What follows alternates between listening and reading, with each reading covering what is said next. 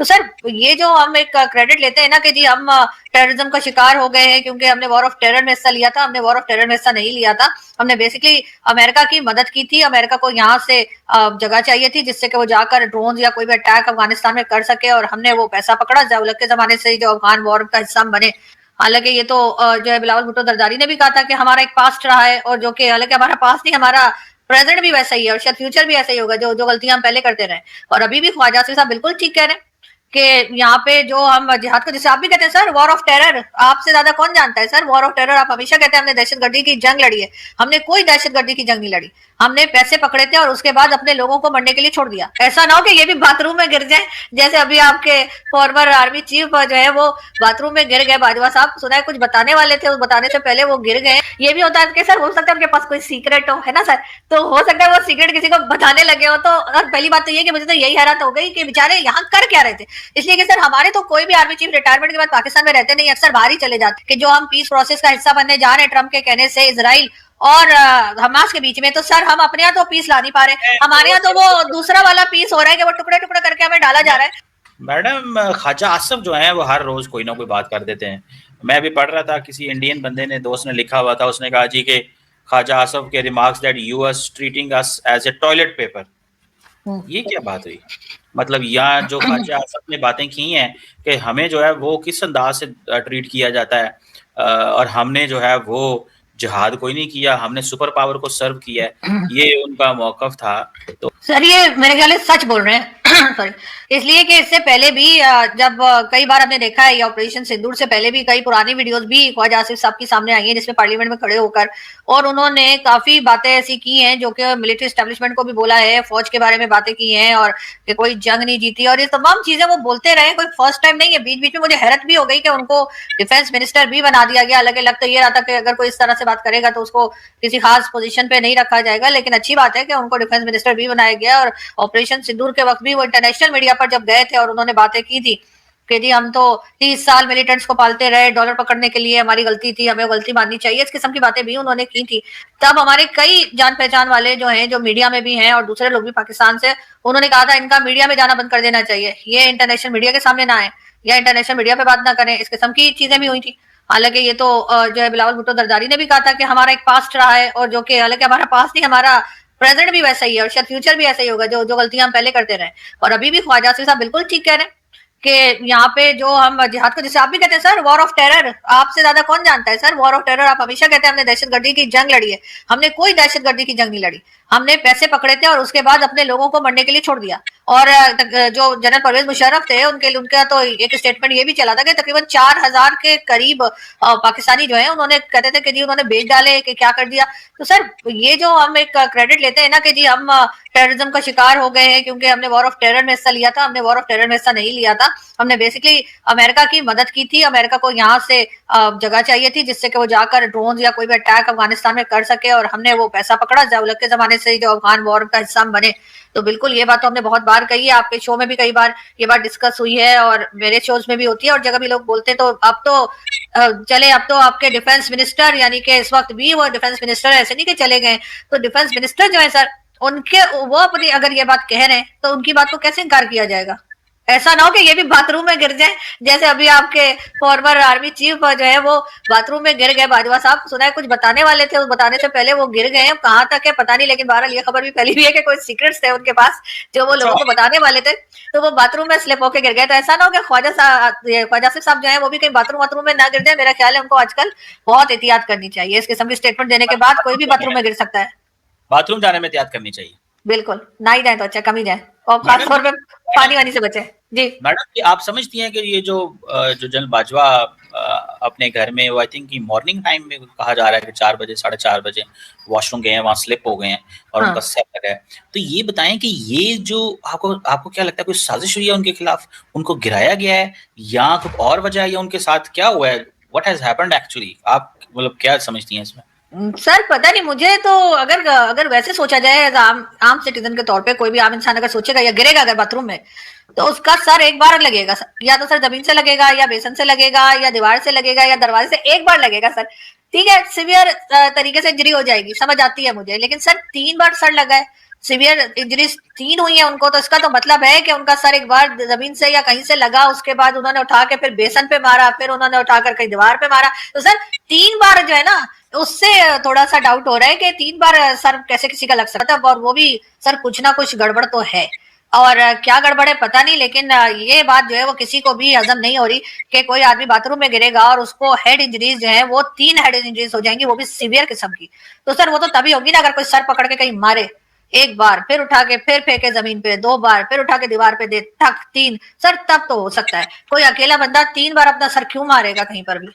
आप समझ रहे हैं कोई साजिश हुई है उनके खिलाफ? सर मैं समझ नहीं रही हूँ सर, मुझे ऐसा ऐसा लग रहा है कि ऐसे 3 बार सर कैसे लग सकता है किसी आदमी का, अकेला हो और वो 3 बार अपना सर इतने जोर जोर से क्यों मारेगा कि 3 सीवियर इंजरीज हो जाएंगी और इंटरनल ब्लीडिंग शुरू हो जाएगी सर के अंदर। वो ये भी होता है कि सर हो सकता है उनके पास कोई सीक्रेट हो, है ना सर, तो हो सकता है वो सीक्रेट किसी को बताने लगे हो। तो और पहली बात तो ये कि मुझे तो यही हैरत हो गई कि बेचारे यहाँ कर क्या रहे थे। इसलिए कि सर हमारे तो कोई भी आर्मी चीफ रिटायरमेंट के बाद पाकिस्तान में रहते नहीं, अक्सर बाहर ही चले जाते हैं, तो अब यहाँ रह गए और उसके बाद हो सकता है सर कोई वैसी वैसी खबर कोई बताने लगे हो। सर आपको तो पता ही है कि इमरान खान के दो लोग थे जो इमरान खान को लेकर आए, मतलब खास, वैसे तो बहुत से थे लेकिन 2 प्रोमिनेंट तरीके से जो खान साहब के साथ रहे। एक तो थे सर वो जनरल फैज हमीद साहब, उनको तो सर पहले ही जेल में चक्की पीसने पे लगा दिया, तो वो तो सर बंद हो गए। अब दूसरे कौन रह गए? दूसरे रह गए बाजवा साहब, उनको एक्सटेंशन भी दी थी इमरान खान ने और इमरान खान के साथ भी थे वो। तो सर मुझे लग रहा है सर यहाँ पर थोड़ा जो है ना दाल में कुछ काला है। तो मैडम ये जो पाकिस्तान की फौज आजकल जो लड़ रही है, तो ये किससे पैसे पकड़ रहे हैं? सर ये तो आप ज्यादा बेहतर बता सकेंगे सर, आपके ज्यादा अच्छे कॉन्टैक्ट है, मेरे तो नहीं है। लेकिन देखिए बलूचिस्तान में जो अटैक्स चले थे, कितने ज्यादा अटैक हुए, एक बड़ा नंबर जो है 12-14 पता नहीं क्या क्या बताया जा रहा है, तो वो उन्होंने सिर्फ ये बताया है बीएलए के लोगों ने कि हम यहाँ पहुंच सकते हैं। उसके बाद आपने देखा इस्लामाबाद में इमाम बारगाह के ऊपर जो अटैक हुआ, उसके ऊपर तो मौलाना फजलुर रहमान ने भी कहा कि वहां से फल फ्रूट नहीं आ सकता, रास्ता बंद है, हर तरह से बंद है, लेकिन वहां से टेररिस्ट आके यहाँ पर अटैक कर सकते हैं। और सर दूसरा हमारे आईडी कार्ड देखिए कि दुनिया खत्म हो गई, वहां पर इतने बड़ा ब्लास्ट जो किया गया इमाम बारगाह पे, सब खत्म हो गया, लेकिन आईडी कार्ड महफूज रहा और फौरी तौर पर इनको आईडी कार्ड मिल गया। अब ऐसा कौन टेररिस्ट होगा जो अपने जेब में पासपोर्ट और आईडी कार्ड लेकर घूमता होगा कि मैंने यहाँ जाके फट जाना है, तो कम से कम इन लोगों को ये तो पता लगे कि मेरा आईडी कार्ड है और मैंने किया ये। तो सर यहाँ कई जगह पर गड़बड़, कई जगह पर नाकामी, कई जगह पे निकम्मापन जो गवर्नमेंट का नजर आ रहा है, तो उस तरफ देखने की जरूरत है। और इसी वजह से कह रहे हैं कि भाई लोगों से बात करें, डायलॉग करें, वरना इस तरह तो ये इस्लामाबाद तक ये चीज पहुंच गई। पहले तो केपीके और बलूचिस्तान में ये सब कुछ हो रहा था और अब इस्लामाबाद के कॉर्नर तक अगर ये हालात हो गए हैं, तो इससे पहले कि और बढ़ जाए, इनको लोगों से बातचीत करनी चाहिए। देखिए ये तो फिर वही बात आ जाती है ना जो पहले भी मैंने कही है कि ये तो वही हो जाता है जो भारत हमसे कहता है कि आप रोकिए, तो हम कहते हैं भाई हम तो नहीं रोक सकते, हमारी तरफ से जा रहे हैं तो आप रोकिए। आपकी वहां पे पता नहीं 10 लाख 12 लाख कितने 60 लाख फौज वहां पे जो हम नंबर बढ़ाते रहते हैं। एक मिनट लेट मी कंप्लीट। तो वो तो जी आप जाने और आपका काम जाने, हम तो कुछ नहीं कर रहे सर। वही चीज यहाँ अफगानिस्तान में हो रही है, लेकिन बात सारी ये है कि जो हम पीस प्रोसेस का हिस्सा बनने जा रहे हैं ट्रम्प के कहने से इजराइल और हमास के बीच में, तो सर हम अपने यहाँ तो पीस ला नहीं पा रहे, हमारे यहाँ तो वो दूसरा वाला पीस हो रहा है कि वो टुकड़े टुकड़े करके हमें डाला जा रहा है। और अब ना हम बलूचिस्तान में पीस ला पा रहे हैं, ना हम केपीके में ला पा रहे हैं। अब तो इस्लामाबाद में भी हमारे यहाँ जो है कह लीजिए कि यहाँ पर भी अटैक शुरू हो गए और यहाँ पर भी हम पीस नहीं ला पा रहे। तो सर ऐसे में हम ट्रम्प से बात करके और हम जा रहे हैं वहां पर गजा पीस प्रोसेस का हिस्सा बनने। बात इंडिया अफगानिस्तान की हो रही है, मुझे सिर्फ इतना बताएं, जो इंडियन साइड है क्या उन्होंने अपनी साइड पे फौजी खड़े किए हैं कि नहीं किए? और कॉन्ट्रेरी टू अफगानिस्तान, वो कहते हैं भाई हमें को फौजी खड़ी करने की जरूरत ही नहीं है, ये पाकिस्तान का मसला है, आप खड़े कर लो आप। तो मुझे इसमें बताएं, ये बात को कोड करना, जी अनार तो आ नहीं सकते, सेब वहां से आ नहीं सकते, दहशतगर्द आते हैं, मतलब ये कितनी बेशर्मी की बात। हो सकता है उन्होंने ये सोचा हो कि हमारी तरफ कौन आएगा, आपको तो पता है अफगानिस्तान के लोगों का कोई यहाँ से चला भी गया तो उन्होंने चपेड़े मार मार के मुंह सुझा देना है, तो सर इसलिए वो कोई यहाँ से जाने की हिम्मत नहीं करता होगा। लेकिन वहां से अगर आ रहे हैं तो यहाँ पे तो सर हम तो उनसे कहीं बड़ी कंट्री है, हमारी फौज भी उनसे कहीं ज्यादा बड़ी है यानी तादाद में, तो सर इनकी भी ड्यूटी बनती है ना कि बचाएं, ये जब रोके उन लोगों को, ये क्या बात हुई। लेकिन सर बात सारी ये कि ये जितने मर्जी ऑपरेशन कर लें, जितना मर्जी कोशिश कर लें, जब तक आप डायलॉग नहीं करेंगे, जब तक आप बातचीत नहीं करेंगे, आप दूसरे को टेररिस्ट और कभी क्या इस तरह के वर्ड्स इस्तेमाल करेंगे, तो आपको प्रॉब्लम ही फेस करनी पड़ेगी। और जो ख्वाजा आसिफ साहब या कोई कह रहे ना कि चलो जी एक बार अफगानिस्तान के ऊपर जो आप कह रहे थे कि एक बार अटैक कर ले, तो सर करके देख लीजिए, उसके बाद जो होगा तो फिर सभी देख लेंगे कि क्या हुआ है। और वैसे भी जहां तक या आप डीजीआईएसपीआर साहब का किसका कह रहे थे कि कौन कह रहे हैं कि वहां पे अटैक करेंगे, तो सर अगर डीजीआईएसपीआर साहब कह रहे अटैक करेंगे तो सर उनको कहिए प्रेस कॉन्फ्रेंस तो कर लें, बहुत दिन हो गए उनकी प्रेस कॉन्फ्रेंस नहीं आई है सर, बड़ा कंटेंट मिल जाता है उनकी प्रेस कॉन्फ्रेंस से मुझे, तो मैं वेट कर रही हूँ कि वो कब आके बताएंगे, खासतौर पर बाजवा साहब का ही बता दें कि बाथरूम में कैसे गिर गए, अगर और कुछ नहीं तो। लेकिन सर बहरहाल इन ऑपरेशन से हासिल कुछ नहीं हो रहा है और इन्हें डायलॉग की तरफ ही जाना चाहिए और अपनी भी जान बचाएं, दूसरों की भी जान बचाएं, बड़ी कीमती होती है जान। दहशतगर्द क्या नहीं, मैंने कहा ना वहां के जो लोकल्स हैं सर सब तो दहशतगर्द नहीं है ना, सब तो बीएलए के नहीं है नहीं, वो तो वहां लड़ पे नहीं जो रहे, लड़ना तो देखिए बात तो उससे डायलॉग तो उससे करना है, वो टेबल पे तो आप फॉर एग्जांपल एक बंदा जिससे डायलॉग करना है, पहली बात वो आपको उसका एड्रेस ही नहीं पता। दूसरी बात, जिनसे आप कह रही हैं डायलॉग करो, वो दहशतगर्दों के बिहाफ पे डायलॉग करने को तैयार ही नहीं है, वो कहते हैं ये तो हमारे कंट्रोल में नहीं है तो हम किस चीज से डायलॉग करें, तो आप किसकी डायलॉग की बातें कर रही हैं? नहीं सर मैं कह रही हूँ ना, जैसे डॉक्टर मारंग बलोच है, उनको आपने अरेस्ट कर रखा है, डॉक्टर मारंग बलोच मैं को जेल से कहता हूँ बाहर लाएं, हो गई उनकी तरह के जो एक्टिविस्ट क्या हैं डॉक्टर उनको मारंग लाएं, बलोच आप उनकी डिमांड्स ही नहीं सुन रहे। जो लोग हरे को आप दहशतगर्द कह देंगे, जिस मेरी बात आपका सुने, जिसका दिल मैं करेगा वो दहशतगर्द होगा, यानी मैं हाफिज सईद जो है वो दहशतगर्द नहीं है पाकिस्तान में, हाफिज सईद जो मैं है वो जो बड़ा नेक काम कर रहा है, बाकी वो इस्लाम के लिए काम कर रहा है, वो मुल्क के लिए एक कश्मीर के लिए बात काम कर रहा है, और बाकी सब जो है वो टेररिस्ट है सर, आप सुने सुनते नहीं एक तो। सुने सुने सुने ये बात तो सुने, क्या मारंग बलोच इन दहशतगर्दों को रिप्रेजेंट करती है, या क्या मारंग बलोच सुने तो सही ना सवाल, आपने बड़ी अहम बात की है, मैं उसी आपने कहते डॉक्टर मारंग बलोच से बात करें, क्या डॉक्टर मारंग बलोच इन दहशतगर्दों की गारंटी दे सकती है? जैसे अभी आप जैसे फॉर एग्जांपल बात किससे करनी है भाई, किसी से बात करनी है ताकि ये दहशतगर्दी ना हो, यही बात है ना, यही आप कह रही है ना, तो क्या डॉक्टर मारंग बलोच इन दहशतगर्दों की गारंटी दे सकती है?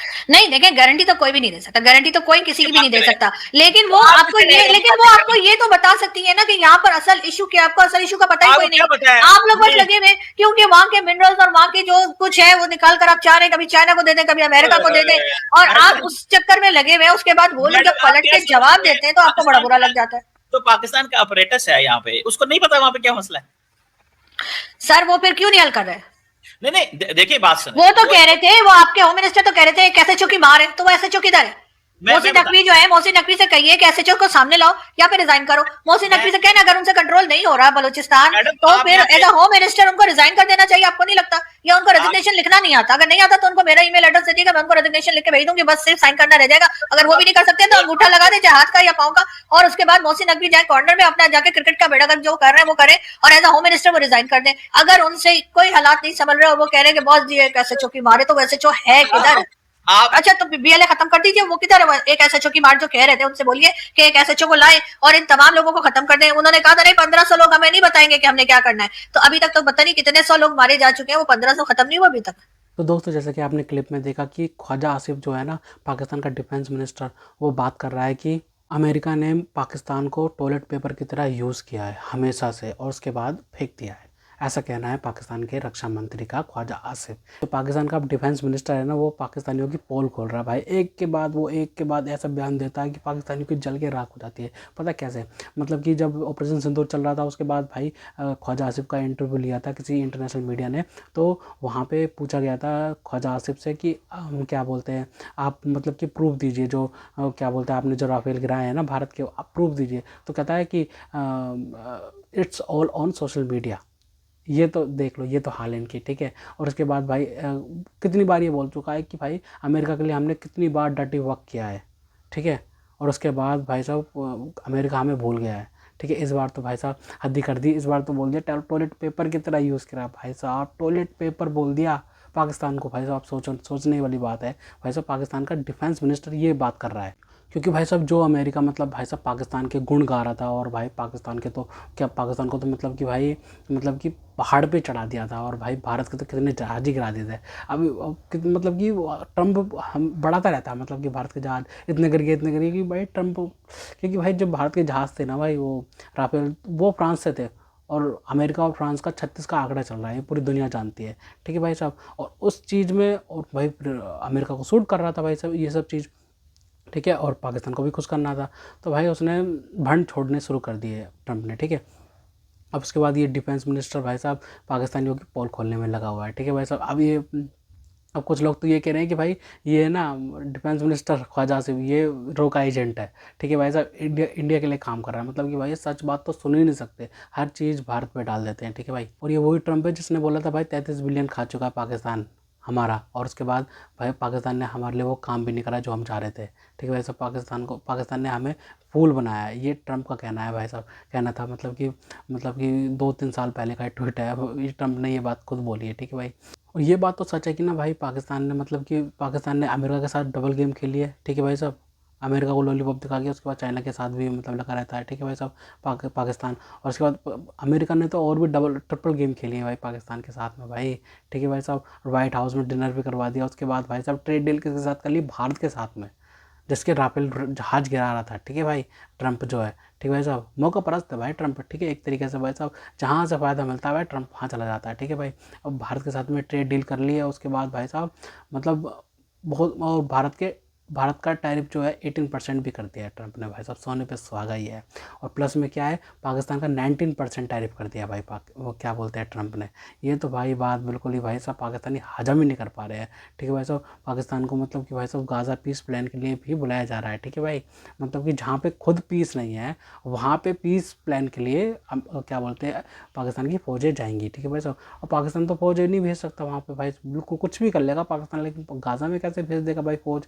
ये तो सीधा सीधा सपोर्ट हुआ ना भाई इसराइल का, तो इसराइल का कैसे सपोर्ट कर सकता है पाकिस्तान।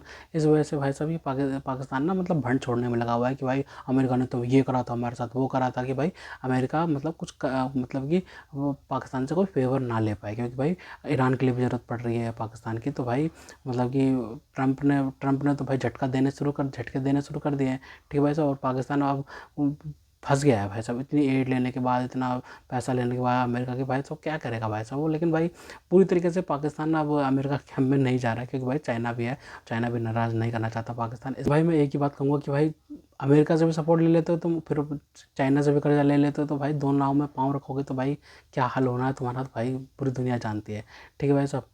मतलब कि भाई एक ही साथ बना लो रिश्ते, अगर बनाने हैं तो भाई अमेरिका के साथ बना लो या फिर चाइना के साथ बना लो भाई। मतलब कि भाई तुम्हारी फॉरेन पॉलिसी कौन लिखता है भाई, कैसे लिखता है, समझ। बाजवा जो है ना पाकिस्तान का, जो पहले का जो आर्मी चीफ था भाई साहब, वो बाथरूम में गिर गया है, ठीक है भाई साहब। और उसके बाद भाई तीन मतलब कि 3 जगह चोट आई है उसको सिर में, ठीक है भाई साहब। मतलब भाई गिरेगा कोई इंसान तो एक ही बार तो चोट आएगी, ज़्यादा से ज़्यादा 2 बार आ जाएगी भाई, 3 बार चोट आने का मतलब आई है ये है कि भाई उसको बॉल की तरह भाई साहब धम धम धम करके मारा गया है। और उसके बाद भाई मतलब कि पता चल रहा है कि भाई मतलब उसके बाद कुछ सीक्रेट हो सकते हैं भाई, ठीक है भाई। वो कुछ और प्लान बना सकता था भाई, क्योंकि भाई वो सपोर्टर तो किसका था, इमरान खान ने तो लाया था ना भाई उसको। और दो सपोर्टर थे भाई, एक फैज़ नाम का एक जनरल था, और ये जनरल बाजवा था, ठीक है भाई साहब। 2 सपोर्टर थे भाई साहब इमरान खान के। तो इमरान खान को लाने की क्या पता तैयारी चल रही हो, कुछ सीक्रेट हो, इस वजह से भाई साहब। तो दोस्तों अगर आपको हमारी ये वीडियो पसंद आई हो तो कम से कम व्हाट्सएप पर जरूर शेयर कीजिएगा, साथ साथ चैनल को सब्सक्राइब करके हमारा मनोबल जरूर बढ़ेगा, ताकि हम आपके लिए ऐसे ही मनोरंजन वीडियोस बनाते रहें। तो गाइस मिलते हैं आपसे अगली वीडियो में, तब तक के लिए जय हिंद।